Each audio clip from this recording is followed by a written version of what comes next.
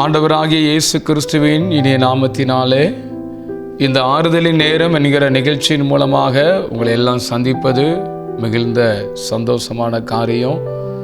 இந்த நாளிலே கூட நாம் தொடர்ந்து கர்த்தருடைய வசனத்தை தியானித்து கொண்டு வருகிறோம். தேவன் நம்மோடு பேசுவாராக. இந்த நாட்களிலே கூட நாம் ஒரு அற்புதமான ஒரு வேத பகுதியை தியானிக்க போகிறோம். ஆகாய் 2ஆம் அதிகாரம் 7ஆம் வசனம்.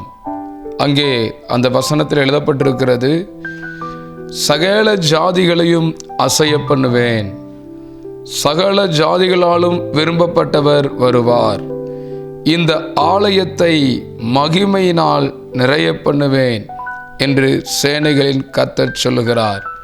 பிரியமானவர்களே, ஆண்டவர் இது ஆறுதலின் நேரம் என்கிற நிகழ்ச்சியை பார்த்து கொண்டிருக்கிறதான ஆமென். அன்பான சகோதர சகோதரிகளே, தாய் தகப்பன்மாரே, சிறு பிள்ளைகளே, வாலிபர்களே, ஆண்டவர் இந்த ஜூன் மாதத்தில் அற்புதமான வார்த்தையை கேட்டுக்கொண்டு உங்களை பார்த்து சொல்றாரு, இந்த ஆலயத்தை மகிமையினால் நிறைய பண்ணுவேன். இந்த மாதம் மகிமையை பார்க்கிற ஒரு மாதமாக இருக்க போகிறது. நம்முடைய தேவன் மகிமையில் சிறந்தவர். தேவனுக்கே மகிமை என்று சொல்லுகிறோம். அவரே மகிமைக்கு பாத்திரர், அவரே கனத்திற்கு பாத்திரர். ஆம் பிரியமானவர்களே, அந்த தேவன் ஆகாய தீர்க்கதரிசி மூலமாய் சொல்லுகிறார், இந்த ஆலயத்தை மகிமையினால் நிறைய பண்ணுவேன் என்று சொல்லி. கர்த்தருக்கு ஸ்தோத்திரம். வேதத்தில் மகிமையை குறித்து அநேக வார்த்தைகளை நம்ம பார்க்க முடியும். இன்னைக்கு அநேகருடைய வாழ்க்கையில் எங்கள் குடும்பத்தில் கர்த்தர் மகிமைப்படணும், என்னுடைய ஜெபத்திற்கு கர்த்தர் பதில் கொடுத்து ஒரு மகிமையை, அவருடைய நாமம் மகிமைப்படணும், எங்களுடைய கையும் பிரயாசத்தில் கர்த்தருடைய நாமம் மகிமைப்படணும் அப்படின்னு சொல்லி அநேக நேரங்களில் நம்ம விரும்புகிறோம். ஆண்டவருடைய நாமம் எங்கள் குடும்பத்தின் மூலமாக மகிமைப்படணும். இப்படிப்பட்ட ஒரு பிரச்சனையில் இருக்கிறோம், ஒரு வியாதியில் இருக்கிறோம், ஒரு போராட்டமான ஒரு நிலையில் இருக்கிறோம். ஆனால் ஆண்டவருடைய நாமம், கர்த்தருடைய நாமம் பலமாக மகிமைப்படணும்னு சொல்லி ஸ்தோத்திரம் அநேக நாட்களாக நீங்கள் எதிர்பார்த்து கொண்டிருக்கலாம். ஆண்டவர் உங்களை பார்த்து சொல்கிறாரு, உங்கள் குடும்பத்தை ஏசப்பா மகிமையினால் நிரம்ப பண்ண போகிறார். மகிமையின் தேவன் மகிமையான காரியங்களை செய்ய போகிறார்.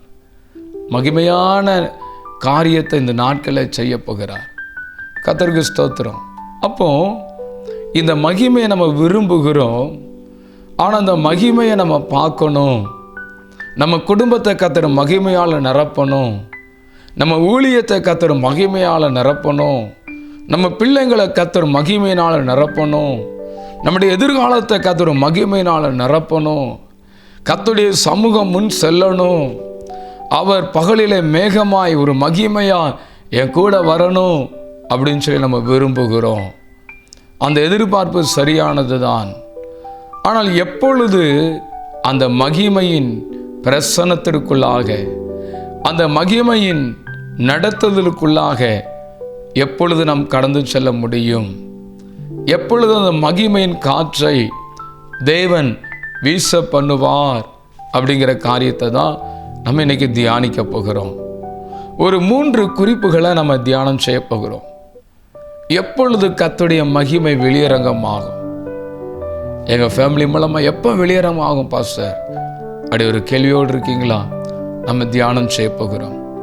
முதலாவதாக மத்தேயு 17ஆம் அதிகாரம், அதில் 1வது வசனம் 2வது வசனத்தை நீங்கள் வாசித்தீங்கன்னா வேதம் சொல்லுகிறது, 6 நாளைக்கு பின்பு இயேசு பேதுருவையும் யாக்கோபையும் அவனுடைய சகோதரனாகிய யோவானையும் கூட்டிக் கொண்டு தனித்திருக்கும்படி உயர்ந்த மலைக்கு மேல் போய் அவர்களுக்கு முன்பாக மறுரூபமானார்.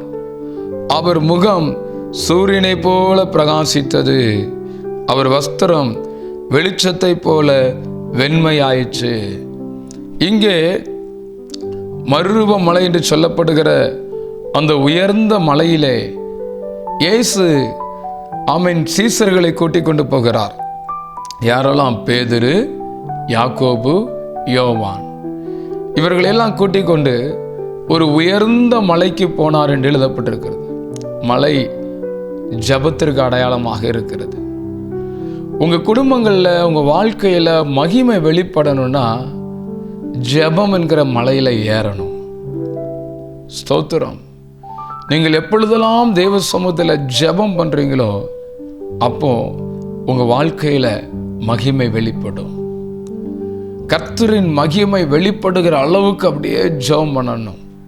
கர்த்தருக்கு ஸ்தோத்திரம். வேதத்தில் எழுதப்பட்டிருக்கிற சாலமோன், அவன் கர்த்தருடைய ஆலயத்திலே ஜெபம் பண்ணின போது திரளான ஆட்டு கடாக்களை பலி செலுத்தி பண்டிகைகளை ஆசரித்து சாலமோன் ஆலயத்தை கர்த்தருக்கு கட்டி கர்த்தருடைய நாமத்தை மகிமைப்படுத்தும்படி அவன் ஜெபம் பண்ணின போது ஆலயம் முழுவதும் கர்த்தருடைய மகிமையினால் நிரம்பிச்சு என்று வேதத்தில் வாசிக்கிறோம். நன்றாக புரிந்து கொள்ளுங்க. நம்ம வாழ்க்கையில் தேவனுடைய மகிமையை நம்ம பார்க்கணுமா? நம்ம சந்ததிகள் தேவ மகிமையை பார்க்கணுமா? ஆண்டவரே, உம்முடைய மகிமையை பார்க்கும்படி என் கண்களை திறந்தருளும் அப்படின்னு சொல்லி ஜெபம் பண்ணுங்க. ஜெபம்தான் மகிமையை கொண்டு வரும். ஜெபம்தான் மகிமையின் காற்றை வீச பண்ணும். அப்போ ஜெபிக்க ஜெபிக்க ஜெபிக்க அங்கே தெய்வ மகிமை இறங்கி வரும். அப்போ கர்த்தருடைய நாமம் உங்க மூலமா மகிமைப்படணும். கர்த்தர் ஆமீன் தன்னுடைய மகத்துவத்தின் மகிமை வெளிப்படுத்தணும்னா ஜெபம் பண்ணணும். இந்த ஜூன் மாதத்தில் ஆண்டவர் எங்கள் குடும்பத்தில் ஒரு மகிமையை வெளிப்படுத்த எதிர்பார்க்கீங்களா? ஆமீன். இயேசு கிறிஸ்து மறுரூப மலையில் ஏறி ஜெபம் பண்ணினார். ஜெபம்தான் மகிமையை கொண்டு வரும். முழங்காலை முடைக்கு ஜெபம் பண்ணுங்கள். குடும்பமாய் ஜெபம் பண்ணுங்கள். குழுவாக ஜெபம் பண்ணுங்கள். சபையாக ஜெபம் பண்ணுங்கள். மகிமையை கர்த்தர் காண பண்ணுவார். மகிமையை காண பண்ணுவார். ரெண்டாவது, எப்பொழுது நான் மகிமையை காண முடியும்னா, யோவான் 11ஆம் அதிகாரத்தில் இயேசு மரியாளை பார்த்து சொல்லுகிறார், நீ விசுவாசித்தால் தேவனுடைய மகிமையை காண்பாய். முதல்ல ஜெபம் பண்ணணும், அடுத்து விசுவாசிக்கணும். நம்ம வாழ்க்கையில் விசுவாசம் உள்ளவங்களா இருக்கணும். நீ விசுவாசித்தால் தேவனுடைய மகிமையை காண்பாய். கர்த்தருடைய வார்த்தையை கேட்டுக்கொண்டிருக்கிற அன்பான சகோதர சகோதரிகளே, ஆண்டவர் உங்களை பார்த்து சொல்றார், என் வாக்கு தத்தத்தை விசுவாசிங்க. கர்த்தரால இந்த காரியத்தை செய்ய முடியும் என்று விசுவாசிங்க. இந்த காரியத்தில் தேவன் ஒரு நன்மையை செய்ய முடியும் என்று விசுவாசிங்க. தேவ மகிமையை காண முடியும். விசுவாசம் இல்லாமல் தேவனுக்கு பிரியமாய் இருப்பது அது கூடாத காரியம் என்று வேதம் சொல்லுகிறது. விசுவாசம் நம்ம வாழ்க்கையில முக்கியம். ஆண்டவரை ஜெபம் பண்ணுங்க, அப்பா என் விசுவாசத்தை நீங்க பெருக பண்ணுங்க. விசுவாச ஆவியினால நீங்க என்னை நிரப்புங்க அப்படி ஜெபிக்கணும். அப்பதான் ஒரு பெரிய ஆசீர்வாதங்களை, தெய்வீக நன்மைகளை நம்ம காண முடியும். அந்த பிளெஸ்ஸிங் அப்போதான் நம்ம பார்க்க முடியும். விசுவாசத்தோடு, அந்த ஜபத்தோடு நிறுத்திடக்கூடாது. விசுவாசம் நம்ம கூட இணையணும். You connect the believe. அந்த விசுவாசத்துக்குள்ள நம்ம கடந்து வரணும்.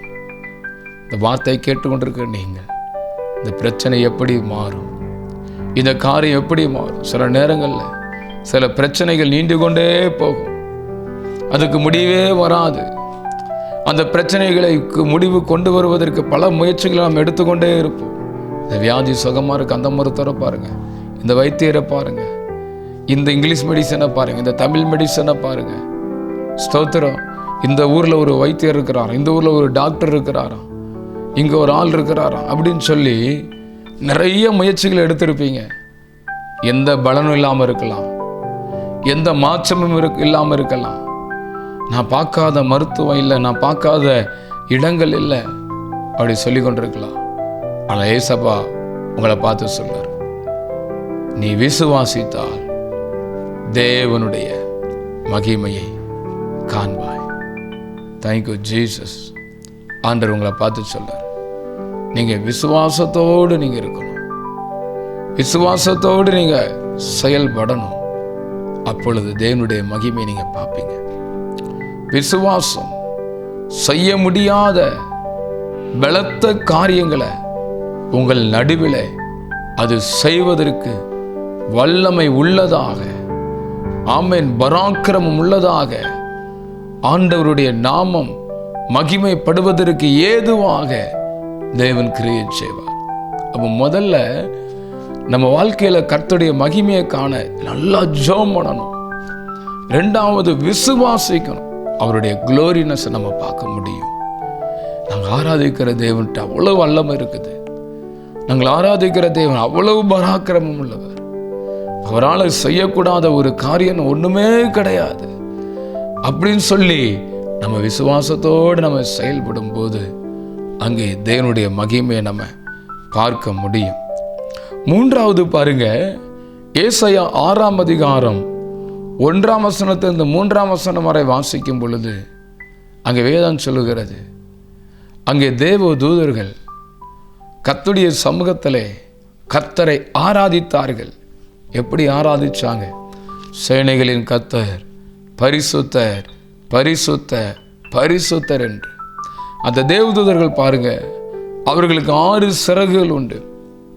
2 சட்டைகளால் தன் முகத்தை மூடி, 2 சட்டைகளால் ஆமேன் ஆமேன் தன் பாதத்தை மறைத்து, 2 சட்டைகளால் பறந்து சொல்லுகிறார்கள், சேனைகளின் கர்த்தர் பரிசுத்தர், சேனைகளின் கர்த்தர் பரிசுத்தர் பரிசுத்தர் பரிசுத்தர் என்று ஓயாது சொல்லிக் கொண்டிருந்தார்கள். அந்த ஆராதனை தேவ மகிமையை அளவில்லாமல் கொண்டு வந்தது, அளவில்லாமல் கொண்டு வந்தது. ஆகவே பிரியமானவர்களே, நீங்கள் உங்கள் வீடுகளில் கர்த்தரை ஆராதித்து பாருங்கள். அப்பொழுது தேவ மகிமை அளவில்லாமல் உங்கள் குடும்பத்தை நிரப்பும். உங்கள் கூடாரத்தில் தேவனுடைய மகிமை அப்படியே நிரம்பி வழியும். நல்லா ஜெபம் பண்ணுங்க, கர்த்தரை விசுவாசிங்க. மூன்றாவது, கர்த்தரை ஆராதிங்க. அப்பொழுது தேவ மகிமை பலமாய் உங்கள் குடும்பங்களில் இறங்கி கர்த்தர் உங்களை ஆசீர்வதிப்பார். கண்களை மூடி ஜெபம் பண்ணலாமா? இருக்கிற இடங்களிலே அப்படியே வாய்ப்புகள் இருந்தால் முழங்கால் படியிட்டு, ஆண்டவரே உங்கள் மகிமை எங்கள் குடும்பத்தில் வெளிப்பட எங்களை அர்ப்பணிக்கிறோம். நாங்கள் தினமும் ஜெபிப்போம். உங்கள் மேலே உள்ள விசுவாசத்தில் நாங்கள் குறைஞ்சே இருக்க மாட்டோம். உங்களை தினமும் ஆராதிப்போம் அப்படின்னு சொல்லி அர்ப்பணியுங்க. ஆண்டவரே, அர்ப்பணிக்கிற ஒவ்வொருவரையும் நீர் ஆசீர்வதியும். உங்கள் வல்லமையான கரத்தில் ஒப்பு கொடுக்கிறோம். மகிமைகளை காணப்படுங்க, குளோரினஸ் உண்டாகட்டும்.